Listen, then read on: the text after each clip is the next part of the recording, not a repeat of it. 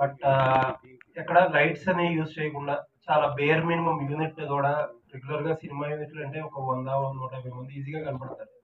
చాలా చాలా ఎకనామికల్ గా చాలా జాగ్రత్తగా చేసిన సినిమా అని అంటున్నారు.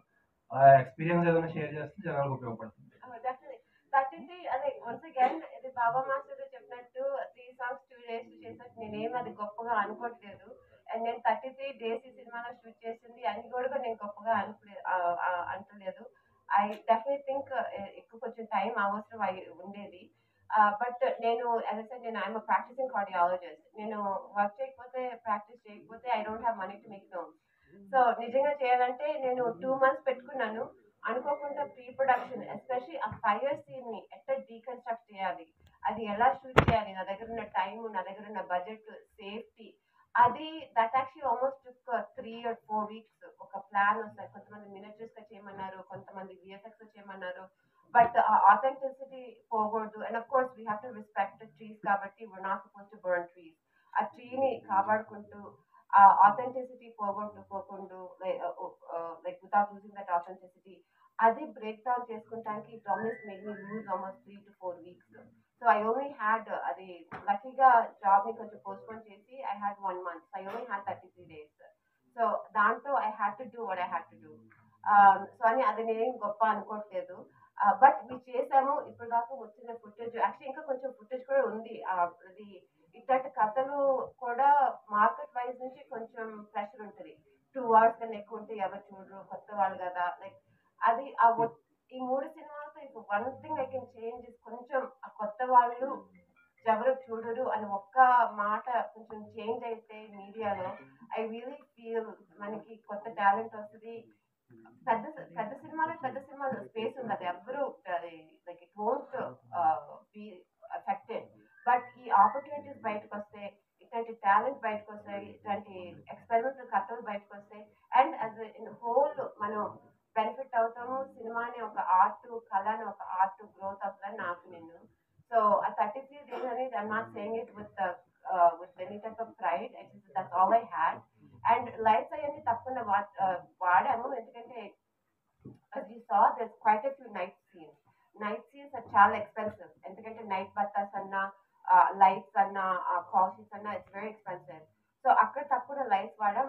Day light day light each ప్రాంతానికి ప్రత్యేకమైన లైట్ ఉంటుంది. అది క్యాప్చర్ చేస్తానికి డేలో మాత్రం we didn't use lights, but you have to use all those other things. దాని వరకు టీమ్ కాస్ట్ దగ్గర నుంచి క్రూ దాకా చాలా సపోర్టివ్ గా ఉన్నారు.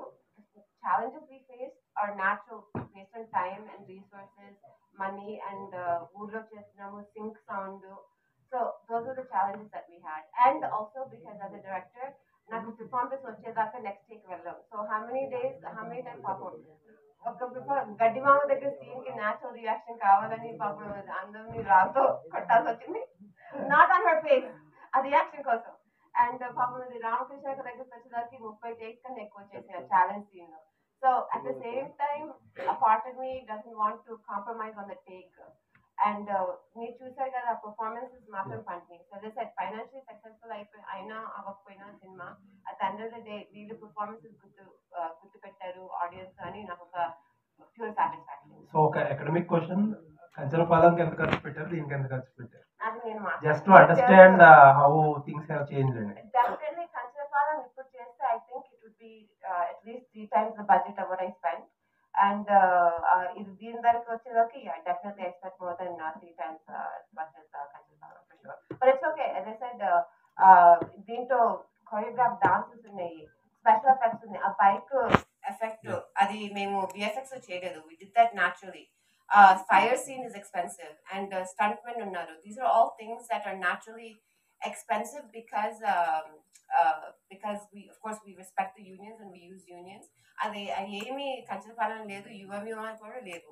సో ఈ కథ సరిగ్గా చెప్తానికి actually in fact I would say ఈ కథ నేను ఇంకా సరిగ్గా చెప్పలేదు. ఎందుకంటే the main thing what I wanted to show was ఒక ఊరు ఇలా ఉంటుంది. ఈ రామకృష్ణ చేసిన అనుకోకుండా అబద్ధం హోక్స్ మూలాన ఆ ఊరు పెరుగుతుంది. అది I know I didn't do the best job. పొద్దున ఒక ప్రొడ్యూసర్ గారితో మాట్లాడుతున్నాను, and I know I didn't do the best job, and I take that responsibility. ఎందుకంటే ఉన్న టైం, ఉన్న రీసోర్సెస్, ఉన్న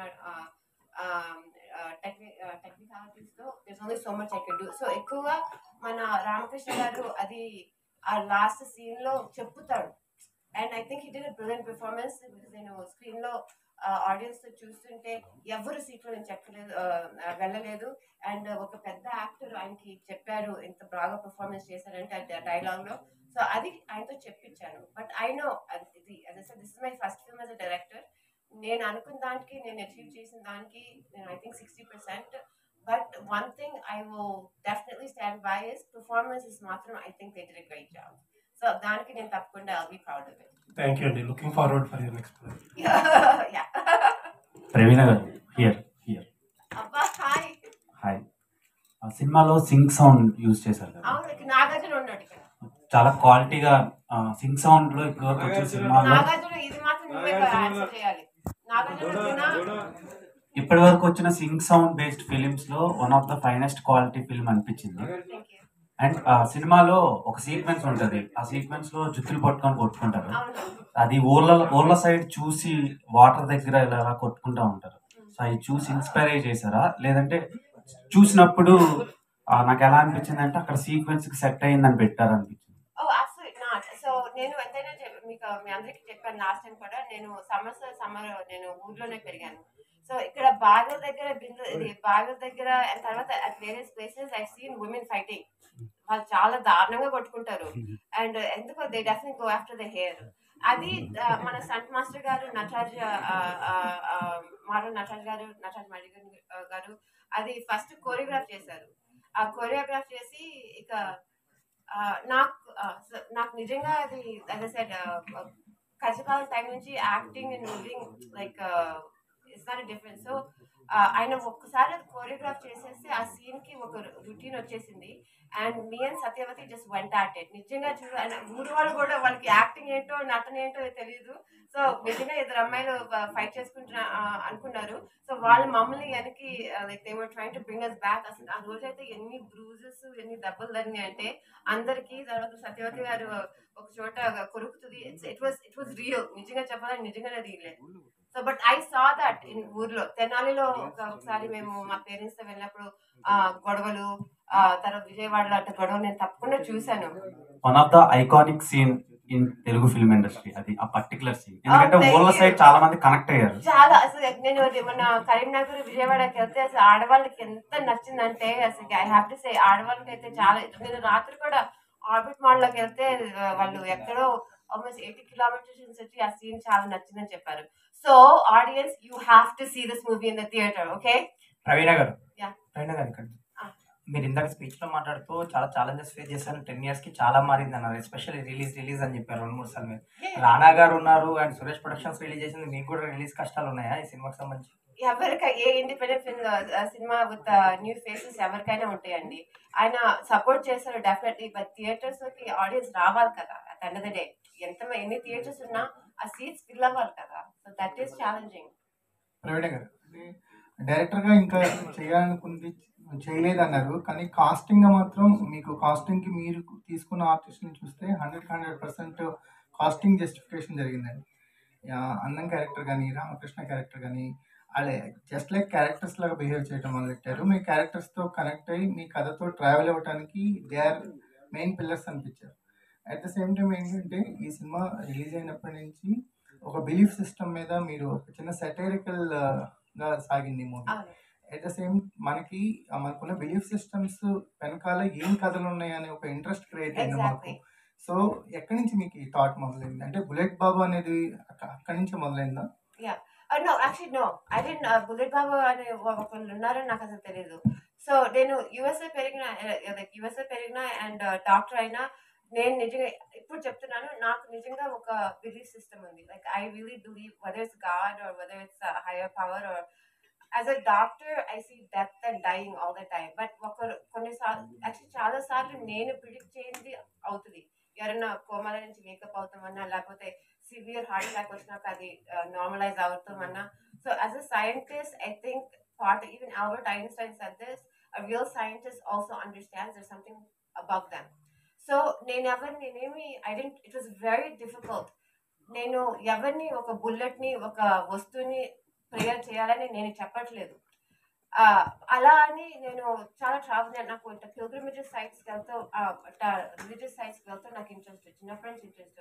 అది హరిద్వార్ అయినా రిషికేష్ అయినా, బట్ లైక్ యూరోప్లో ఒక చోటు ఉంటుంది లోర్డ్ అని. అక్కడ అక్కడ నమ్మకం ఏంటంటే ఒక అమ్మాయి ద వర్జిన్ మేరీని చూసిందంట. అండ్ అక్కడ ఒక కొండ ఉంటుంది, ఆ కొండ నుంచి నీరు వస్తుంది అనమాట. అలాంటిది మదురై దగ్గర కూడా ఒక ఉంటుంది, అలగర్ కోవిల్. అక్కడి నుంచి వాటర్ వస్తే ఆ వాటర్ ఒక స్పిరిచువాలిటీ, ఒక పవర్ ఉంటుందని అని నమ్ముతారు. సో ఆ చిన్న కథ పెద్దగా అయిపోయి ఇప్పుడు 2 హ్యూమంగస్ $multi-million చర్చెస్ ఉన్నాయి. అండ్ ప్రపంచం చుట్టూత మనుషులు వచ్చి అక్కడ ఉన్న కాలం దగ్గర నుంచి నీళ్లు తీసుకెళ్ళి అది వాళ్ళని ఏదైనా హెల్త్ ఇష్యూస్ ఉంటే ఇంప్రూవ్ చేస్తారని ఒక నమ్మకం. సో అక్కడికి వెళ్ళినప్పుడు నాకు అనిపించింది దీని వెనక నిజంగా ఒక అమ్మాయి ఎవరన్నా ఒక రామకృష్ణ గడ్డివాం దగ్గర రమ్మంటూ అక్కడికి వచ్చిందేమో, వాళ్ళ పేరెంట్స్ దొరికిపోయారేమో, అందుకే ఇట్లా అని ఒక సంఘటన జరిగిందేమో అని ఆ థాట్ తో దీనికి కనెక్ట్ అయ్యాను. సో ఎక్కడన్నా ఇట్లా చూస్తే దీని ఆరిజిన్ ఏంటి యూనో. అండ్ దెన్ న్యాచురలీ మన ఇండియాలో అలా ఇది ఊర్లో అనుకున్న ఒక బిలీఫ్ సిస్టమ్, మన పెద్ద దేవుళ్ళు ఇది కలిపేసుకుంటాం, ఇది ఈ రూపం అని. సో ఇన్ అ వే నాకు మన మిథాలజీ, మన రిలీజన్, మనదని కాదు జనరల్ ప్రపంచంలో ఉన్న రిలీజన్స్ ఆ థాట్ ప్రాసెస్ ఏంటి అని నాకు ఒక ఇంట్రెస్ట్. అండ్ అంతా డిస్టిల్ చేసుకుంటే basically what does it come down to? It comes down to a belief. ఒక దేవుడు ఉన్నాడు అంటే ఒక హోప్ వస్తుంది, నాకన్నా ఇంకెవరో ఉన్నారు, నేను వాళ్ళని ప్రే చేస్తే ఒక ఏదైనా మంచి జరుగుతుందో చెడ్డ జరుగుతుందని నా నమ్మకం. అందుకే ఆ విలేజెస్ సీన్స్ ప్రే చేసేటప్పుడు అక్కడ మేము చాలా డిస్కస్ చేసుకున్నాం దాని వెనక ఆ సంస్కృత శ్లోకం పెట్టాలా వద్దా అని. Finally we decided to put it. ఎందుకంటే నిరంజన్ ఇప్పుడు చెప్పారు, వాళ్ళ విలేజర్స్ వాళ్ళకి ఏదన్నా హానికరం జరిగితే వాళ్ళు ఏం చేయగలరు? వాళ్ళ దగ్గర డబ్బు లేవు, వాళ్ళకి కనెక్షన్స్ లేవు, వాళ్ళు కొట్టుకోలేరు, వాళ్ళకి ఇంకేం మిగిలింది? ఒక నమ్మకం. సో వాళ్ళందరూ ప్రే చేస్తారు, ఊరు కాలిపోతుంది, ఏదైనా చేయాలి అని. సో అందుకే అక్కడ ఒక శ్లోకం పెట్టుకున్నాను, అక్కడ ఒక్క చోటే పెట్టాను. But otherwise total cinema I wanted to keep it neutral because it's this guy who gets stuck in a stupid situation. And దాని మూలన ఒకటి క్రియేట్ చేస్తాడు, దాని మూలన రియలైజేషన్ చేస్తాడు. నేను అనుకోకుండా ఒక చిన్న రియాక్షన్ చేశాను అండ్ దాని మూలన అది ఊరంతా తగిలిపడిపోతుంది. ఈ నమ్మకం మూలన ఆ ఊరు పెరుగుతుంది, ఎమ్మెల్యే వస్తాడు, అక్కడ చుట్టూ కార్డ్స్ పెరుగుతాయి, లైట్స్ వస్తున్నాయి. అది కొంతమంది గ్రీడ్ మూలన చేసినా ఊరంతా బెనిఫిట్ అయిపోతుంది అని నా అభిప్రాయం. as I said, నాకు లిమిటేషన్ ఉంది చెప్తానికి. I try to tell it the best that I can, but at the end of the day performances మాత్రం అదిరిపోయిన నా ఒపీనియన్. సో మనోజ్ గారు సార్, అంటే కంప్లీట్ విలేజ్ వెళ్ళిపోయినట్టు అనిపించింది. ఇలాంటి క్యారెక్టర్స్ చాలా రిలేట్ అవుతాం, ఎందుకంటే ఇలాంటి క్యారెక్టర్స్ ఎక్కువ ఉంటాయి. ఆన్ స్క్రీన్ ప్రజెంట్ చేసేటప్పుడు మీకు ఏమనిపించింది? అంటే ఈ క్యారెక్టర్తో మీ ట్రావెల్ గురించి ఏం చెప్తారు? నేను గత 17 ఏళ్ళ నుంచి ప్రపంచంలో చాలా సిటీస్ తిరిగానండి. తిరిగే ప్రతిసారి నేను మన నేటివిటీని మిస్ అవుతూ ఉంటాను. ఎక్కడికి వెళ్ళినా మన భాష మాట్లాడతాను, మన యాసలోనే మాట్లాడతాను, మన ఫుడ్ తింటాను, మన సినిమాలో చూస్తాను. సో అలా చూసి నాకు ప్రేమించిన ప్రాంతాలు ఈ సినిమాలో ఉన్నాయి, ఆ క్యారెక్టర్లు ఈ సినిమాలో ఉన్నాయి. సో నాకు నచ్చిన ప్రపంచం ఇది. సో దాంట్లో జీవించడానికి నేను కష్టపడలేదు, ఇష్టపడ్డాను. ఉషా గారు, so first of all congratulations. Thank you so much. చాలా బాగుంది, మీ క్యారెక్టర్ చాలా బాగుంది. అంటే మీరు కనిపించినప్పుడల్లా థియేటర్లో ఎంజాయ్ చేస్తున్నారు. సో నా పర్సనల్ ఒపీనియన్ ఏంటంటే, అండ్ టాలీవుడ్ ఇండస్ట్రీలో లేడీ కమెడియన్స్ చాలా తక్కువ. అంటే కోవే సరళ గారు, విద్యులేఖ గారు, వీళ్ళ తర్వాత కొంచెం దాన్ని ఏమన్నా మీరు ఫుల్ఫిల్ చేద్దాం అనుకుంటున్నారా? అంటే ఫ్యూచర్ ఇంకేమన్నా ప్లాన్స్ ఏంటి? డెఫినెట్గా. సో నేను నార్మల్ లైఫ్లో కూడా నేను చాలా కామెడీ చేస్తాను ఫ్రెండ్స్తో. సో సో అది బాగా వర్కౌట్ అయింది ఇందులోని. And next by God grace నాకు ఇలాంటి character which can be impactful in society, like a girl like me. So ఇలాంటి క్యారెక్టర్స్ అయితే I definitely do it. So just to empower like A girl like me. So అదే. మౌనిక గారు congrats అండి. Cinema చూసిన ప్రతి ఒక్కరు కూడా మీ యాక్టింగ్ గురించి చాలా మంది సోషల్ మీడియాలో కూడా మాట్లాడుకుంటున్నారు. కానీ రీల్కి రియల్ లైఫ్కి చాలా తేడా ఉంది. మీరు బేసిక్గా మోడల్ నుంచి సినిమా మీరు ఒక పల్లెటూరు అమ్మాయిగా చేశారు. ఏమన్నా ఛాలెంజెస్ ఫేస్ చేశారా మీ క్యారెక్టర్ షూటింగ్లో కానీ? అంటే మీ క్యారెక్టర్ చెప్పినప్పుడు ప్రవీణ గారు. అవును, మీరు నిజమే చెప్తున్నారు. కానీ కోర్స్ మేము చాలా ప్రాక్టీస్ చేసామండి క్యారెక్టర్ పైన. మా డైరెక్టర్ గారు కోర్స్ వాళ్ళ ఫీడ్బ్యాక్ అండ్ ఇచ్చినప్పుడు క్యారెక్టర్ని ఇంప్లిమెంట్ చేయాలి. సో కష్టమా లేదా అన్నది యాక్టర్ అన్నప్పుడు మన జాబే. అది ఒక పాత్ర ఏమైతే ఉందో దానికి లైఫ్ ఇవ్వడం, జనాల ముందు యాక్ట్ చేయడం, అది జనాలు మన క్యారెక్టర్ని చూసి నమ్మడం. సో నేను నిజంగా ఓకే పల్లెటూరు అమ్మాయిలా నేను మిమ్మల్ని కన్విన్స్ చేశాను అంటే దట్ ఈస్ పార్ట్. సో కష్టం అయిందా లేదా అన్నది no, I'm an actor, that's my job. I don't think it's difficult. Ramakrishna garu ఇలా గడ్డివాములోకి తీసుకెళ్లే సీన్ ఉంటుంది కదండి, అంటే అందం క్యారెక్టర్ని. సో అప్పుడు తన గురించి మాట్లాడడానికి తీసుకెళ్తారు కదా, ఆ టైంలో కొంచెం వియర్డ్గా ఏమైనా ఫీల్ అయ్యారా? లేదంటే ఆ సీన్ని ఎలా తీసుకున్నారు మీరు? నాకు ఆ సీన్ చేస్తున్నప్పుడు హనుమాన్ జంక్షన్లో వేణు గారు, ఎల్వి శ్రీరామ్ గారు ఆవు వేషంలో వెళ్తారు కదా ఊర్లో, ఆ సీన్ నాకు ఆ ఫీల్ గుర్తొచ్చింది. ఆ గడ్డివాము, ఆ పల్లెటూరు, డెఫినెట్లీ ఆ షాక్ ఏదైతే అవుతానో నాకు షాకే అని చెప్పాలి. సీన్ చదివినప్పుడు షాకే, రియాలిటీ చేస్తున్నప్పుడు కూడా షాకే, ఆ తర్వాత చేసేది కూడా మొత్తం షాకే.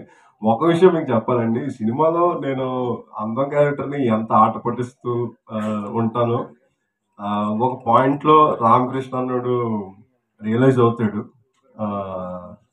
ఎవరిని ఎలాగా గుర్తించాలో అన్నది వాడికి గుణపాఠం నేర్పిస్తాడు అప్పన్నదేవుడు.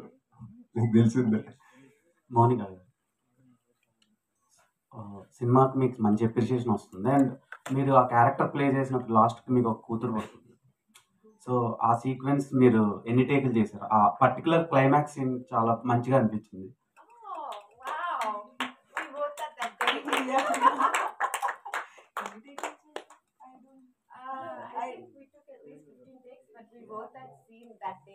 ఆ రోజే రాసామండి scene. Soul of the film అనిపించింది. Thank you so much. Okay, and అందం. సో చాలా మంది యాక్ట్రెసెస్, చాలా మంది అమ్మాయిలకి యాక్టర్ అవ్వాలని ఉంటుంది. వితౌట్ గ్లామర్ అలా ప్రూవ్ చేసుకోవడానికి చాలా కష్టం, చాలా కాంప్లికేషన్స్ ఉంటాయి. సో మీరు అది ప్రూవ్ చేశారు. సో మీరు ఏం చెప్దాం అనుకుంటున్నారు కామన్ ఆడియన్స్కి, అండ్ ఫ్యూచర్లో మీరు చేయబోయే ప్రాజెక్ట్స్, మీరు యాక్టింగ్ ఆపర్చునిటీస్ కోసం మీరు చేయబోయే థింగ్స్ ఎలా ఉండబోతున్నాయి? మీ ఫస్ట్ క్వశ్చన్ ఏంటి? 2 క్వశ్చన్స్ అడిగారు. సెకండ్ క్వశ్చన్ అంటే గ్లామర్. ఓకే. సో నేను లైక్ చిన్నప్పుడు కానించి స్కూల్ డేస్లో కూడా చాలా మంది విత్ వెరైటీస్ నేమ్తో పిలిచారు. సో అప్పుడు బాధ అనిపించేది డెఫినెట్గా, ఎందుకు దేవుడు నాకు లైక్ ఈ కలర్ అండ్ ఆల్. సో అలా పెరుగుతూ when I was in college చాలా మంది చాలా అప్రిషియేట్ చేశారు. సో ఆటోమేటిక్లీ ఆ కాన్ఫిడెన్స్ వచ్చేసింది, లైక్ నీ ఫీచర్స్ బాగుంటాయి, కొంతమంది నిజంగా మూవీలో సిల్క్ స్మిత్ అన్నట్టే అలానే ఉన్నావు అది ఇది అనేసరికి అది లోపల నెమ్మదిగా కాన్ఫిడెన్స్ పెరిగింది. సో అది చాలా హెల్ప్ అయిందండి ఈ మూవీలో. అండ్ సెకండ్లీ లైక్ మీకు చెప్పినట్టు నా నెక్స్ట్ ఇన్ కేస్ ఫ్యూచర్లో ఏమైనా ఛాన్సెస్ వస్తే డెఫినెట్లీ సొసైటీలో ఇంపాక్ట్ అయ్యే క్యారెక్టర్స్ అయితే definitely I would love to do it. All the best. Thank you. Praveena garu నార్మల్గా ఇక్కడ బాగా చదువుకొని యూఎస్ వెళ్ళి సక్సెస్ అయ్యి అక్కడ లగ్జరీ లావిష్ లైఫ్ని ఎంజాయ్ చేద్దాం అనుకుంటారు, అంటే ఎవరైనా ఏ ప్రొఫెషన్ అయినా సరే. సో మీరు one of the finest cardiologist ప్రొఫెషన్లో, అదే డాక్టర్ ప్రొఫెషన్లో ఉంటూ ఇక్కడ నుంచి అక్కడికి వెళ్ళాలనుకుంటారు, కానీ మీరు అక్కడి నుంచి ఇక్కడికి వచ్చి సినిమా తీద్దాం అని ఎందుకు అనిపించింది? ఇన్స్పిరేషన్ ఎవరు? చిన్నప్పటి నుంచి చెప్పినట్టు చిన్నప్పటి నుంచి నాకు సినిమాలో ఇష్టం. It just magic, it's fantasy, it's fun. So అది ఎప్పుడు ఉంది. అది తెలుగు సినిమాల్లో పెరిగాను కాబట్టి తెలుగులో తీయాలని ఉంది. అండ్ సో అందుకే ఇండియాకి వచ్చి చేస్తున్నాను. సో చూసా ముందు ముందు ఏముందో. బట్ అదే సైడ్ నాకు ఈ ఫస్ట్ సినిమా కంచరపాలెంలో కొత్త వాళ్ళతో చేయాలి, లిమిటెడ్ రిసోర్స్తో చేయాలని అప్పుడు అవసరం అయితే, ఇప్పుడు నాకు నిజంగా ఇది like I'm really enjoying this. నాకు actually I got some calls this morning that anyways like మన లైక్ జంధ్యాల గారు, పెద్ద వంశీ గారు, వాళ్ళు చాలా మంది కొత్త వాళ్ళని మన ఇంట్రడ్యూస్ చేశారు. అండ్ మన ఇంట్లో పెద్ద యాక్టర్స్ కూడా ఒకప్పుడు కొత్త ఫేసెసే. సో ఈ సడన్ లైక్ ఆబ్స్టికల్స్ ఎందుకు వస్తుందో నాకు అర్థం కావట్లేదు. But I'm enjoying it. వీళ్ళందరూ I feel there like uncut gems and I have a chance to show them to you. And if I can financially continue to be able to make movies to do that, ఇప్పుడు ఒక చిన్న it's almost like purpose. Cinema అనేది నా కోసం enjoyment కోసం చేశాను. ఇప్పుడు ఏదో ఒక చిన్న పర్పస్ లాగా తయారైంది. అండ్ లైఫ్లో పర్పస్ లేకపోతే వేస్ట్ కదా. So in a way it's nice. Praveena గారు